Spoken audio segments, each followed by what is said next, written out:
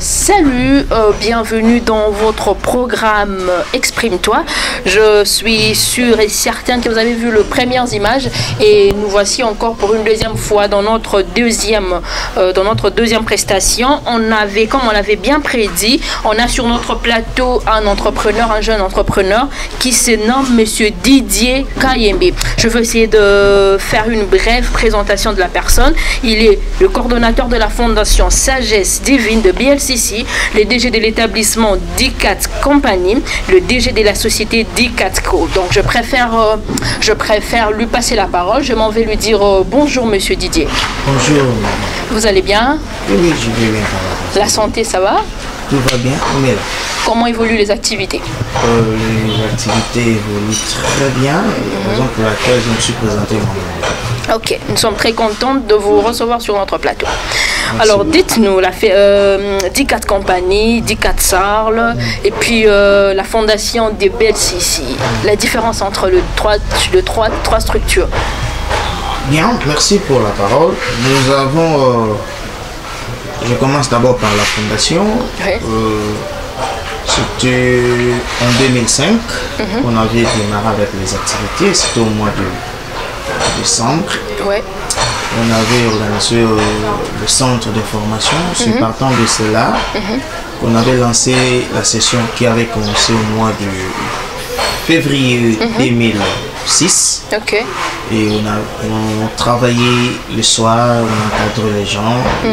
Partant de cette initiative qu'on avait essayé un peu de viser, échanger un peu la vision. On ne devait pas seulement rester sur le centre, il fallait que ça soit une fondation. D'accord. C'est à ce moment-là qu'on avait pris cette initiative, en 2008, on avait obtenu le document. Nous sommes Fondation Sagesse Divine de BLCC, le centre, qui est chapeauté par la Fondation Sagesse Divine. Ok. À ce qui concerne DICAT, DICAT Co Company, c'est un établissement. Vous savez, nous sommes des jeunes. À un moment donné, on avait remarqué qu'il y avait plusieurs jeunes d'entre nous. Et il s'est bâti en faisant plusieurs années à l'université. Juste après ça, il n'y avait pas de travail. Et on avait quand même pris l'initiative.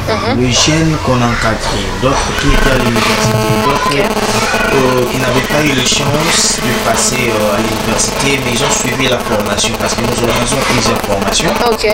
On avait pris l'initiative, on avait décidé aussi d'accompagner ces jeunes-là en créant notre établissement DICAT Company. Et à partir de DICAT Company, c'est un établissement où nous avons aussi plusieurs branches à l'intérieur. Et partant aussi de DICAT Company, nous avons maintenant DICAT Co SRL. Qui veut dire? Donc DICAT Co qui porte mon nom. Pourquoi est-ce que j'ai dit ça doit porter mon nom? Parce que j'ai fait partir du cerveau moteur de ça. Donc je suis l'initiateur de tout ce que vous êtes en train de voir là. Par la grâce de Dieu, j'ai aussi une grande équipe. D'accord. Les débuts étaient difficiles. Quelles sont les embuscades, les difficultés que vous avez rencontrées pendant le lancement de ces trois structures? Bon, je vais d'abord commencer par le centre, les activités de la fondation.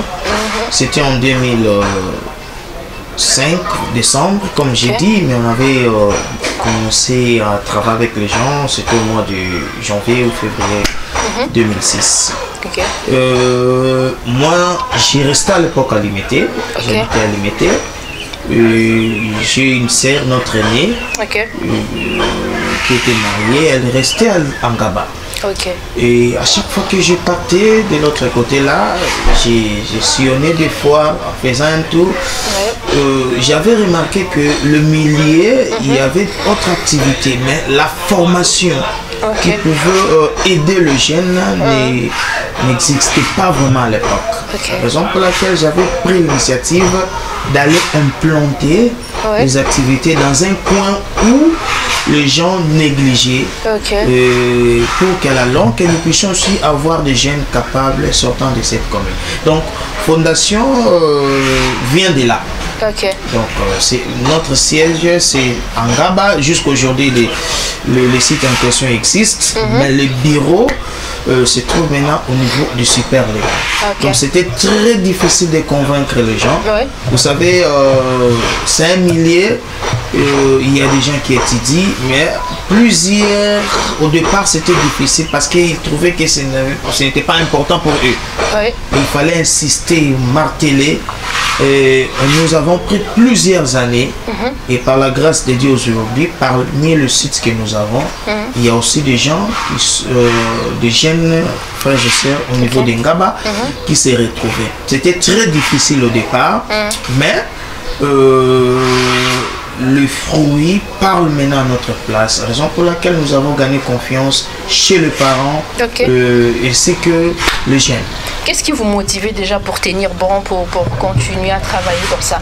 Oui. Votre motivation était laquelle? Oui, tout d'abord, je suis jeune jusqu'aujourd'hui. Si vous remontez quelques années passées, vous allez voir que c'était difficile de convaincre les jeunes comme nous de venir chez nous apprendre. C'était très, très difficile.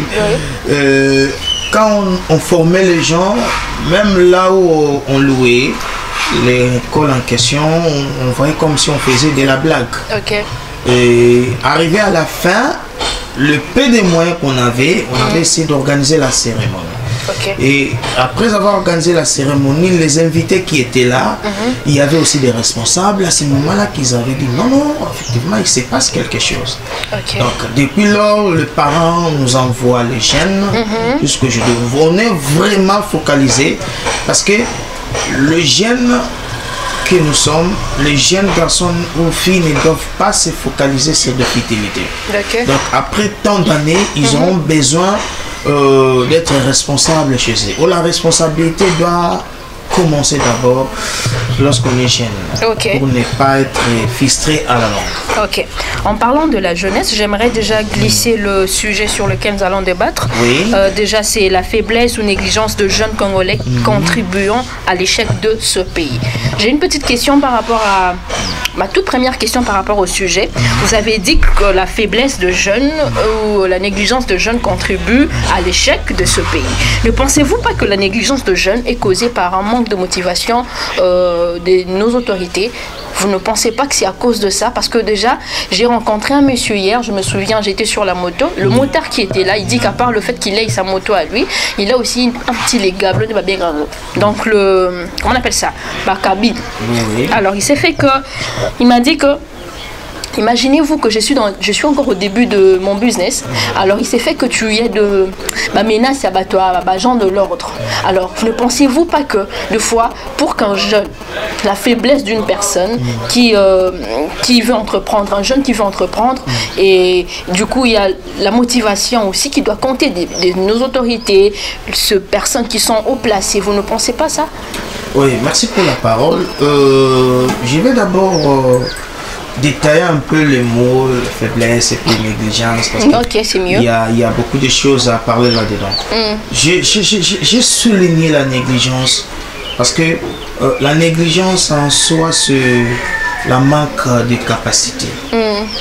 Il y a la manque de puissance.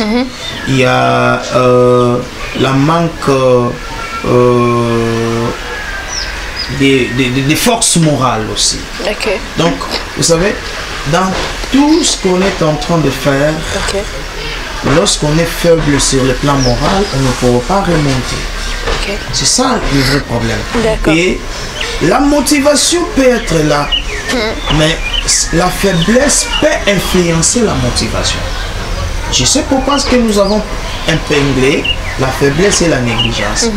Le deux aspects marchent de pair. La négligence, c'est faute d'application. Pourquoi? Vous pouvez être fort, vous pouvez avoir la motivation, mais si l'aspect négligence arrive, c'est difficile pour vous d'appliquer ce que vous avez. Mais la faiblesse vient aussi du fait que quand il y a une certaine, comment dire, il n'y a pas de motivation, il y a de, comment on appelle ça? Je donne un exemple. Je suis un enfant. Vous êtes mon parent, mon papa. Alors il s'est fait que je veux lancer un projet. estimant que ce projet ne vous plaît pas. Et c'est en étant parent, vous allez m'interdire, vous allez me dire carrément, tu arrêtes. Alors, moi, en étant enfant, pour me soumettre, pour être poli, qu'est-ce que je veux faire? Je vais arrêter. Le problème, c'est le fait que vous êtes plus âgé que moi. Vous avez une autorité un peu plus supérieure que moi. Vous voyez un peu, c'est ça aussi les problèmes par rapport à la jeunesse. La jeunesse peut se lancer. La jeunesse peut se dire, ben voilà, on peut faire. Mais quand au-delà, nos autorités ont du mal à nous motiver ou bien il y a certaines intercalations, ça pose problème. Je ne sais pas, qu'est-ce que vous en pensez par rapport à ça? Bon, c'est ce que j'ai dit. Là, maintenant, on ne peut pas être laissé emporter par la faiblesse morale. La faiblesse, c'est sur le plan moral. Vous savez, lorsqu'on est déterminé de devenir quelqu'un, on doit savoir que sur le parcours, il y aura des aspects. Ok. Moi, je condamne toujours les gens qui accusent totalement notre gouvernement ou l'État congolais. Non, non, non, non. Vous savez, aujourd'hui, ce n'est pas l'État qui dit aux jeunes d'aller utiliser les armes blanches. Ce n'est pas l'État congolais qui dit aux jeunes de ne pas considérer les études comme un atout majeur pour leur avenir. Okay. Ce n'est pas l'État congolais qui pousse les jeunes de ne pas se concentrer sur leur avenir. Vous savez, laissez-moi vous dire, nos grands-pères, nos parents de l'indépendance, d'autres nous avaient encadrés, d'autres avaient assumé leurs responsabilités juste après avoir obtenu un certificat d'études primaires. Mais là, dans le temps, c'était différent par rapport non, non, ce n'était pas différent. L'exception que nos parents prenaient au sérieux leurs responsabilités. La jeunesse ne prend pas au sérieux sa responsabilité. Pourquoi? Pourquoi est-ce qu'on dit la faiblesse? Aujourd'hui, vous pouvez voir un enfant. Tous les moyens sont réunis. Mais on lui dit, on lui pousse d'aller à l'école. Il ne le fait pas. Il préfère aller rester à l'extérieur. Combien des étudiants aujourd'hui, le parent se battent, les parents se poumonnent, ils financent leurs études. Mais regarde comment est-ce qu'ils se comportent à l'université. C'est ça que moi j'ai dit, ces problèmes, ça doit être d'abord sur le plan moral. Raison pour laquelle j'ai dit la faiblesse morale aussi joue un rôle. La faiblesse morale donne naissance à l'incapacité. Quand il y a déjà l'incapacité, la négligence doit régner. Parce que la personne étant consciente que je ne suis pas en mesure de réaliser ça, il ne sera pas aussi en mesure de dire que je peux devenir X ou Y. Donc c'est ce que je dis.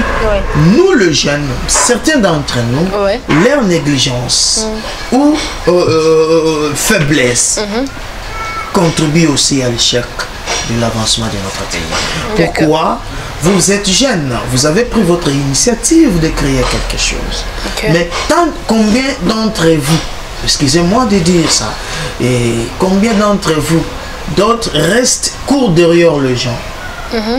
Oh, la tête que vous avez là, la compétence que vous avez, la capacité que vous avez là, peut faire de vous une grande dame à la longue. Donc, si chacun de nous prend la responsabilité, moi je vais devenir un grand messie à la langue, il doit assumer, il doit bannir la faiblesse et la négligence.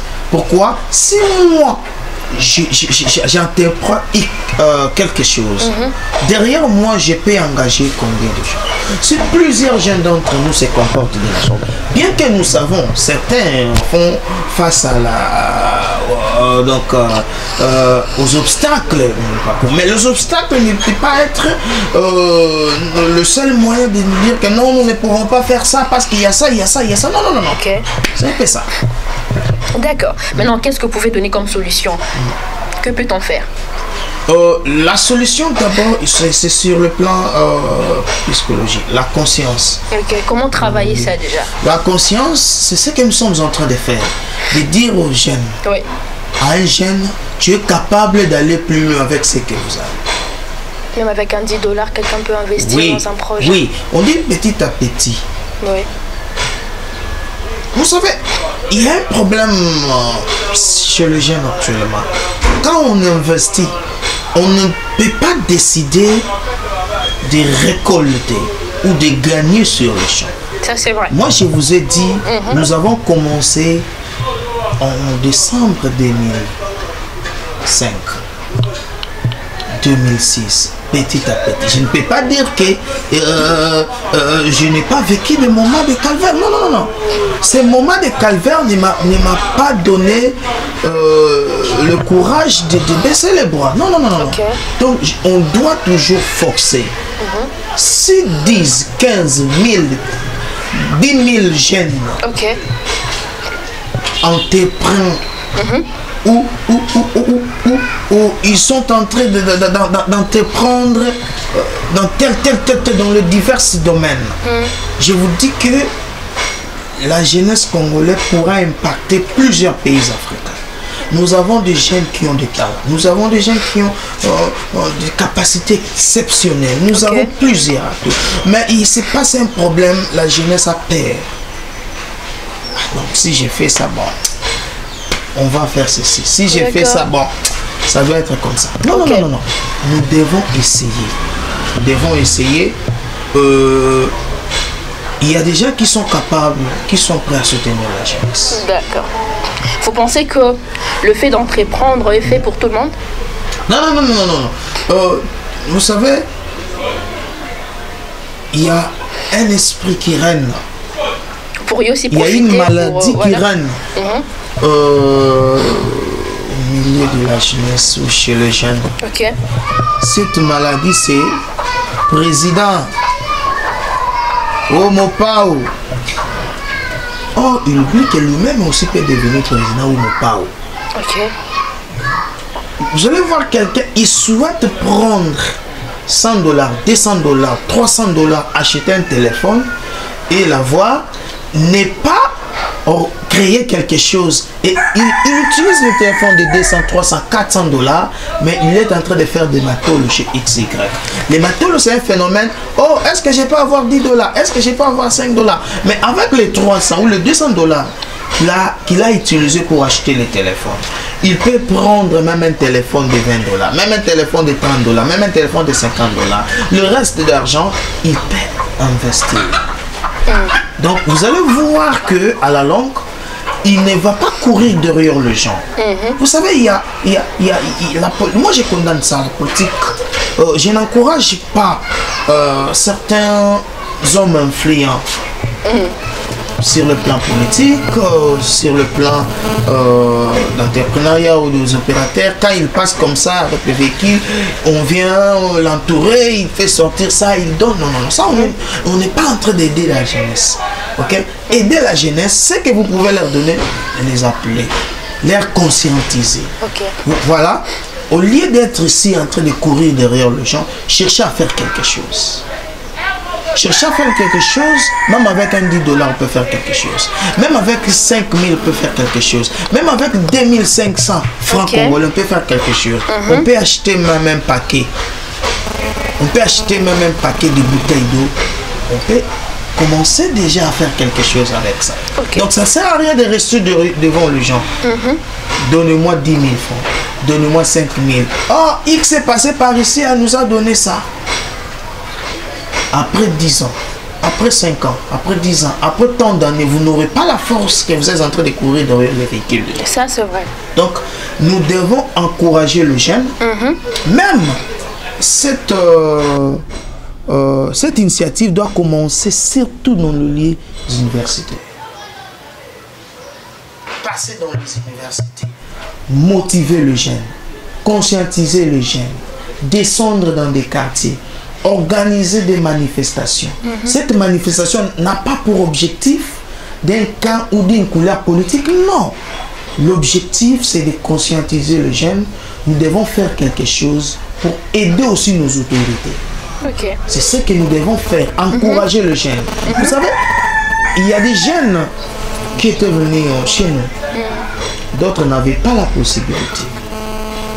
Avec petit à petit, il venait, il suivait la formation, il avançait, il avançait. Voilà. Il a fini chez nous. plusieurs d'entre eux sont des responsables. La formation professionnelle ou la formation qu'il a bénéficié chez nous nous a aidé de trouver quelque chose. Raison pour laquelle j'ai dit nous avons eu à créer Dicatico Air Sahel. C'est une entreprise, il y a la sous-traitance, il y a ressources humaines, il y a location et vente de véhicules, il y a interprétariat et traduction, le métier. Donc nous avons plusieurs activités. Pourquoi? Nous avons constaté que les jeunes sont là, mais ils n'ont pas quelque chose à faire. Nous portons garant d'aller vers des entreprises. S'il faut collaborer en matière de sous-traitance, nous sommes prêts à le faire pour aider le jeune de ne pas rester à la maison. Ok. C'est vraiment intéressant. Mais vous pensez que cette faiblesse, c'est seulement dans notre pays ou bien c'est dans tout le monde, dans tout le pays du monde entier? Non, je suis congolais, je parle d'abord de la République démocratique. Mais il y a le monde entier qui va nous suivre. Donc je ne peux pas toucher d'abord le monde entier. Je ne peux pas toucher le pays voisin. Parce que les problèmes engagent d'abord la République démocratique. Je dois d'abord aider le pays. Je dois d'abord commencer à aider mon propre pays. Si ça va chez nous, on peut faire appel, on peut maintenant aller dans d'autres pays. Comment est-ce que je peux aller d'abord à l'extérieur aussi longtemps que chez moi? Il y a des problèmes sérieux que je dois résoudre. J'ai des frères, j'ai des sœurs qui sont en train de sillonner en République démocratique. Nous n'avons rien à faire. Mais nous pouvons aller frapper des portes pour les aider.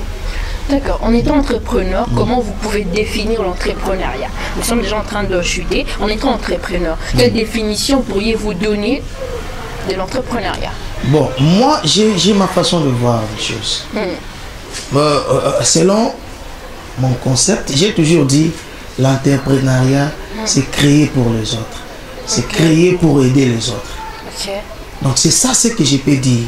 Je suis en train de faire ça, non pas seulement pour mon propre bénéfice, que ce soit aussi pour l'intérêt des autres. D'accord. Je ne vais pas aller dans plusieurs définitions. C'est ce que moi je fais. Ok. Déjà, vous avez entendu, chers internautes, on a reçu, j'aimerais faire un petit rappel. Nous avons reçu sur notre plateau M. Didier Kayembe, qui est l'entrepreneur, coordonnateur de la Fondation Sagesse Divine de BLCC, Dicatco Company. Je crois que c'est la même chose, c'est deux choses. Il y a l'établissement Dicatco Company. Et puis nous avons Dicatco SRL, que nous sommes en train de frapper des portes pour obtenir des marchés et puis aider aussi les autres. D'accord. Merci, vous avez entendu, c'est un entrepreneur avec qui nous sommes en train de parler sur un sujet très important qui est la faiblesse ou la négligence de jeunes Congolais qui contribuent à l'échec de ce pays. Alors toi, jeune qui me suis, j'aimerais te dire, notre invité a été tellement clair, il a dit tout marche autour de la tête, tout marche autour de la morale. Si tu motives ta morale toi-même, tu auras cette facilité de ne pas lâcher prise parce que tu as été démotivé, parce qu'on t'a peut-être bousculé, peut-être parce qu'on t'a découragé. Quand tu travailles ta morale, tu peux bien faire, tu peux boucher les oreilles pour d'autres choses qui ne sont pas peut-être nécessaires. Alors toi, jeune qui me suis, reste motivé. Motive ta mémoire, motive ta morale. J'ai quelques petites questions de curiosité. J'aimerais savoir ce que notre cher invité aspire aussi à la politique. Ah non, je n'aspire pas à cette... Si aujourd'hui on vous prenait, on vous dit que non, voilà, monsieur Kayembe, on vous nomme président de la République ou peut-être ministre, que feriez-vous? Ce qui est important pour moi, c'est d'aider mon pays. Je n'en vis pas vraiment... Et si on venait vous dédier aujourd'hui, on vous dit, on vous nomme président de la République? Non, là, je ne peux pas accepter. Oui, parce qu'il y a beaucoup à faire. Vous êtes sûr? Oui. Vous êtes vraiment sûr? Je vous dis, il y a beaucoup à faire. Vous savez, on peut faire bien pour le pays et rester bien réputé. Vous pensez que la politique, c'est un monde de... Non, je ne dis pas que la politique, c'est un monde de mal réputé. Non. Pour moi, selon ma conception, je ne préfère pas embrasser ce terrain-là. Je préfère évoluer étant qu'un entrepreneur, aider mon pays en soutenant la jeunesse congolaise. Pour faire avancer aussi les choses dans le pays. Que pensez-vous du Congo? Oui, le Congo, c'est un pays où il y a beaucoup de choses potentiellement riches. Et puis, il y a de dire ça là. Oui, c'est ce que j'ai dit. J'ai eu. Cette richesse ne doit pas seulement être un slogan. Donc c'est à nous aussi, nous les Congolais, de palper cette réalité. Pour y arriver, il y a un seul mot, l'amour doit supporter tout, doit combler tout. On doit aimer le pays et aimer son prochain, c'est ça. Ok. Il y a une chose que j'ai remarqué. On a l'habitude de... Ça me fait mal au fait, mais moi-même ça me choque. On a l'habitude de donner des messages captivants par rapport au pays, par rapport à notre nation. Mais ce qui fait que malgré tout ce qui passe comme message, il n'y a rien qui se fait. Il n'y a rien. Cela ne veut pas dire que le message ne passe pas. Cela ne veut pas dire que le message n'est pas transmis ou le message n'est pas arrivé. Mais il s'est fait que malgré que le message est transmis, malgré que le message est capté, captivé, vous vous rendrez compte que cela n'influence en rien certaines personnes. Qu'en pensez-vous? Est-ce qu'il y a une autre méthode qu'on peut employer pour que cela puisse captiver, que cela puisse capter le gens? Je ne sais pas, qu'est-ce que vous en dites par rapport à ça? Je dois toujours dire aux gens, c'est ce que je viens de dire. Il ne faut pas faire quelque chose pour l'intérêt des soi. Il faut d'abord aimer ce que vous êtes en train de faire. Il faut d'abord aimer le Congo. Nous devons aimer le Congo. Il faut étant que Congolais, encourager nos autorités. En commençant par le garant de la nation, le chef de l'État, Félix Tshisekedi. Et, nous devons aider notre pays. Le Congo, changer le Congo, ce n'est pas seulement le problème du président de la République. C'est le problème de tout le monde. C'est ce que j'ai dit. Tout le monde doit aimer le Congo. Tout le monde doit aimer le Congo. Tout le monde doit soutenir le Congo. Tout le monde doit soutenir. Donc, celui qui est établi comme étant chef de l'État. C'est ce que nous devons faire. Ça ne sert à rien de courir derrière des distractions. Vous savez, tout le monde a intérêt de faire du bien pour le Congo. C'est ce que nous devons faire, aimer le Congo. Donc, soutenir nos autorités. Quand je dis nos autorités, je commence par celui, le numéro 1, le chef de l'État. Soutenir les institutions. Et qui sont nos dirigeants? Ils doivent être aussi... ils doivent baser sur l'amour du Congo. Travailler à nous qui sommes le peuple. D'accord. Donc faire du bien pour le peuple, faire tout pour l'intérêt de notre pays. Donc ça ne sert à rien tout ce qui se passe, il y a des distractions. Ce qui est important, que chacun puisse se dire que non, non vraiment que dois-je faire pour moi? C'est aimer le Congo, aimer son prochain. Ok. D'accord, merci en tout cas. Déjà, nous tendons vraiment vers la fin de notre émission. Il me reste deux petites questions de curiosité. La première est celle-ci. Si on venait vers monsieur Didier, on lui remettait un montant de 10 000 $, que feriez-vous en premier lieu? 10 000 $. Mais je vous dis que je suis entouré de jeunes. Nous avons tant de projets. Non, je ne vous dis pas pour vous flatter. Nous sommes entourés par des jeunes. Il y a beaucoup à faire. Il y a vraiment beaucoup à faire. Et nous avons aussi des projets. C'est le moyen qui nous fait ou qui nous font défaut. C'est question de moyens et d'aller plus loin. Donc, là où nous sommes, on n'a pas eu un financement. Nous nous battons de nos propres moyens pour arriver là où nous sommes. C'est-à-dire qu'il y a beaucoup à faire donc, pour le Congo, surtout la jeunesse. D'accord. Et si aujourd'hui vous étiez président de la République, quel est ce projet principal, ce projet primordial que vous alliez commencer, vous alliez débuter? Si vous étiez président de la République de ce pays. C'est ce qu'il est en train de faire déjà, de soutenir la jeunesse, l'interprétariat, de soutenir le peuple congolais. C'est ça sa vision. Donc il a la vision. Je ne peux pas vous flatter. Ça va déjà quand on voit que actuellement nous avons plusieurs ministres jeunes. C'est déjà une très bonne chose. Donc nous devons tout faire pour aider le pays avancer. Ça ne sert à rien de rester distrait. Ce qui est important, que le Congo avance. Ok, bon, d'accord. Déjà, nous sommes déjà arrivés à la fin de notre émission faute de temps. Alors, j'aimerais juste, je veux vous laisser au plateau. Vous allez, par rapport au sujet, certes, on n'est pas vraiment entré en profondeur, mais du moins, je pense que par rapport à ce thème, vous avez quand même un message intéressant que vous pouvez passer à toutes ces personnes qui vont nous suivre ou qui nous suivent. Alors, un message captivant que vous allez passer. Mais avant cela, prière de nous donner vos différentes coordonnées. Comment est-ce qu'on peut joindre pour vos différents services? Alors, moi, je vais vous laisser. Vous allez commencer par donner les coordonnées et puis passer les messages captivants. Entre-temps, moi, je fais les désannonces et puis je vous laisse calmement, sentez-vous à l'aise d'aller vous exprimer. Alors, chers internautes, contre moi, je vous dis déjà au revoir. Je vous donne rendez-vous au prochain numéro de Exprime-toi. Nous aurons, comme je l'ai fait la première fois, le vendredi, nous allons recevoir un motivateur également. C'est Monsieur Fils. Il s'appelle Monsieur Fils. Il va nous parler aussi d'un sujet très intéressant.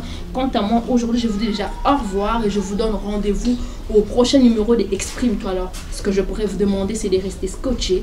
Abonnez-vous massivement également. Alors, je salue toute mon équipe technique qui continue de se battre pour que vous ayez ces belles images. Alors, restez scotché pour ne rien manquer.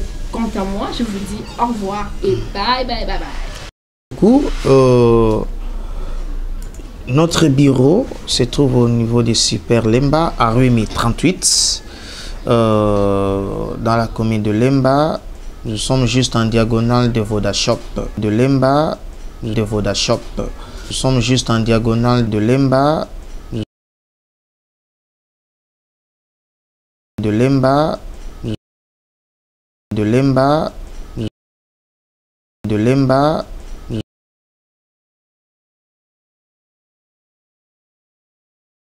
de Lemba.